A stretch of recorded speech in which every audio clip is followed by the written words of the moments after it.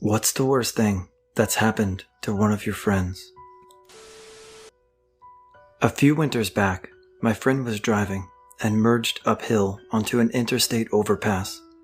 He hit a patch of black ice on the ramp and went into a skid. His truck ended up slamming parallel into the guardrail, and he wasn't wearing a seatbelt. He's a big dude, college football player at the time, and the force of the impact sent him clean through the driver door and off the overpass. He fell 40 feet and landed on the highway below that he'd just left. Amazingly, no spinal or cerebral damage, but basically the whole left side of his body was shattered. Pelvis, elbow, 5 ribs were all broken, huge hole in his diaphragm, torn urethra. He was in a bad way. 3 weeks of medically induced coma and 8 procedures later, he pulled through. 8 months after that, the madman made it back on the football field for his senior year of college, practically a cyborg at that point with all of the hardware in his body. Doctors are pretty sure he only lived because he was in such good shape at the time of the accident. He always wears his seatbelt now, as should you. I had 3 friends on the Alaska Airlines plane that crashed off San Diego. Edit, because this got a lot of response. Thanks for all the condolences. Even worse, they were returning from a trip where 2 of them got engaged to each other. It's been so long that it was very matter-of-fact for me.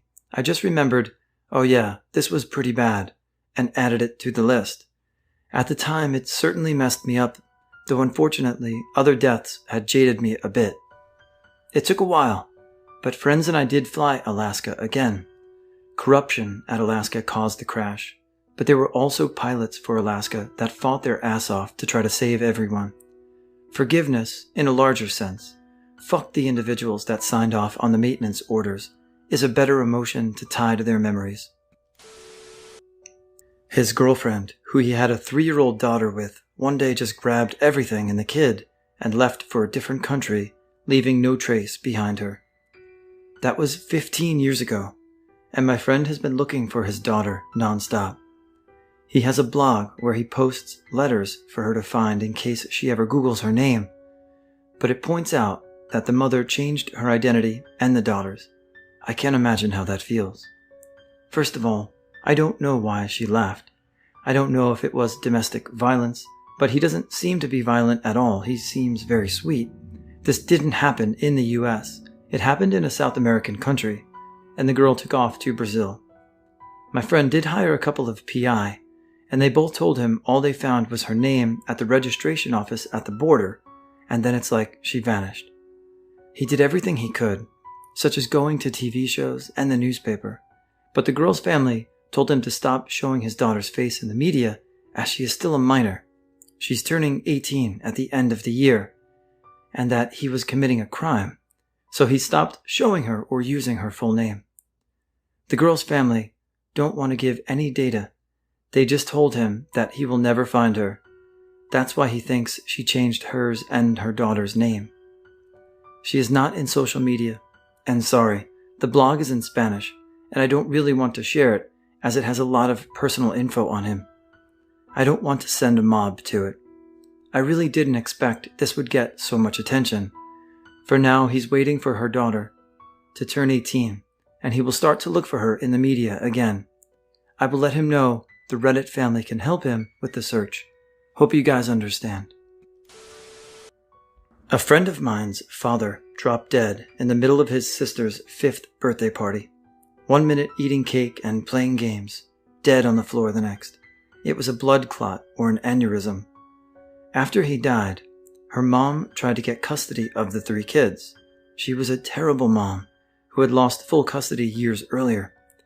Thankfully, tons of family were able to help out, and her stepmom, who was a fantastic person, finally got custody. While dealing with all of this, she relied heavily on her high school boyfriend. He was then diagnosed with leukemia and was dead within 6 months of her father. Thankfully, she had a great therapist at the time. Stepmom paid for it even before Dad passed to help deal with the trauma from her mom. She's now in her early 30s and has become a therapist herself. A girl from my high school killed herself. 2 days before graduation day. She was in the same class as my brother-in-law, which is how I know the details. The senior prank was camping out on the football field, which had a parking lot on a hill where anyone could watch everything happening at the school. From this vantage point, cops watched the seniors hang out, drink alcohol, and roam the campus. A building was left unlocked, so some of the kids went inside, but no one stole or damaged anything. When the seniors all went back to their tents for the night, the cops came and arrested them for breaking and entering, trespassing, minor in possession, etc. Most of the kids were the good kids who were going to college. Many planned to be pre-med. This girl was told, while still drunk, that she would have all her scholarships taken away. She wouldn't be allowed to walk at graduation. Her admission to undergrad would be revoked, and that she would never get into med school. Essentially, she was told that her life was over. She ended up hanging herself, and her mom found her the next morning. I saw where her older sister was looking through Facebook messages a few months later and found a message from that morning where her sister had made a new account after her parents took her phone away. The older sister didn't see the message because she wasn't friends with the new profile on Facebook.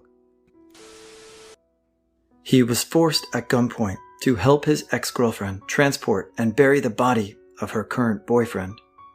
He was arrested, but the truth came out and she was sent to prison. This happened in the early 90s, and I didn't meet my friend until 97. This was pre-internet, but pretty close, as those had a computer at home still had AOL dial-up.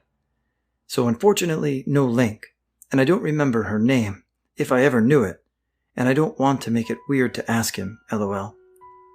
What I know is that she came to his house at night with a gun and had him take the body to the New Jersey Pine Barrens. I imagine that she did this because if I ever had a body to dispose of, I'd call him too. He's on the smaller side, but has the equivalent strength to a human-sized ant. He went to therapy for a time after, but is doing fine now. Married with a kid. He's still freakishly strong. He killed himself freshman year of college. God knows why. We think a friend figured out why he did it, but we don't ask, because he took the hardest part. He wasn't the one who found him, but since he was his best friend, the family called him, and he saw him hanging. He was the one who retraced his steps in those last hours. In my country, dorms are not a thing, so he did it in his house. Let's call my deceased friend Caesar and his BFF Marcus. We were high school friends and all went to different colleges. Caesar and Marcus were practically neighbors that lived a few blocks from each other. I don't remember exactly who found Caesar, I think his sister. And of course, they called the police and an ambulance and everyone you had to call when those things happen. They ask you not to move the body. But in my country, a pizza delivers faster than the police. So yeah, they also called Marcus, and he arrived before the police. He saw him. I know sometimes depression doesn't even show, but honestly, Caesar was one of the most pure souls I've ever met, and we didn't notice anything off with him. We were frequently in touch with Caesar. In fact, I talked to him earlier that week.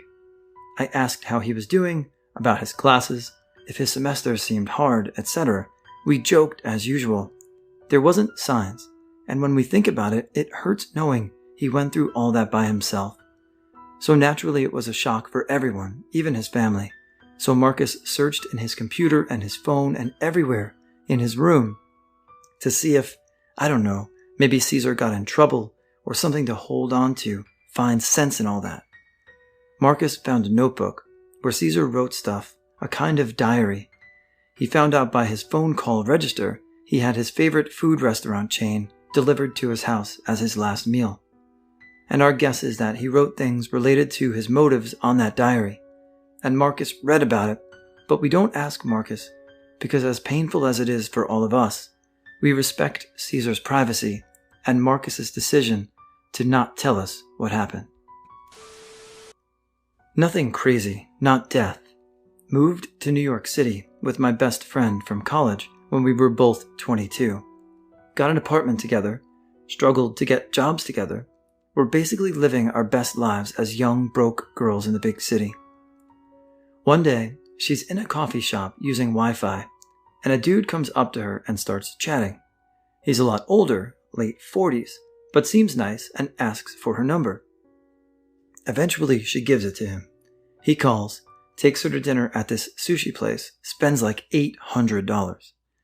He starts taking her out every weekend, spending massive amounts of money. Eventually, she just doesn't come home on weekends. Then she doesn't come home during the week. I'm constantly checking in with her to see how she's doing, since she basically moved in with him after 3 months, and it all seems weird to me. She says she's fine, but tells me to stop calling so much as he doesn't like her spending a ton of time on the phone with her friends. 6 months later, he proposes. She accepts. This was in October. They had a wedding planned for the summer, but it's been canceled due to COVID, so they did a quickie courthouse wedding on a road trip in May. Last month, she announced she is pregnant.